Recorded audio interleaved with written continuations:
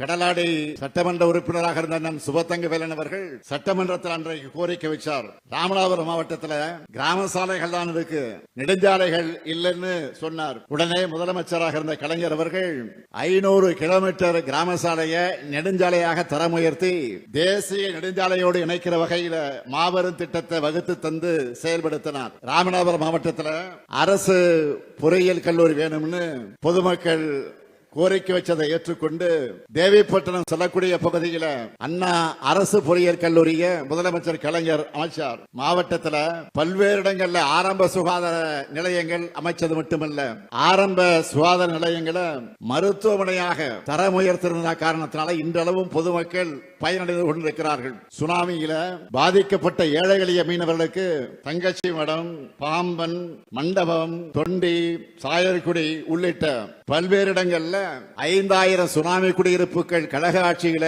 கட்டித்தரப்பட்டுச்சு. இதனால கான்கிரீட் வீடுகள்ல மீனவர்கள் குடியேறினாங்க. மாவட்டத்தின் பல்வேறு பகுதிகளில் உயர்மட்ட பாலங்கள் கட்டப்பட்டுச்சு. ராமநாதபுரம் கீழக்கரை இடையே பாலைவன பூங்கா அமைக்கப்பட்டுச்சு.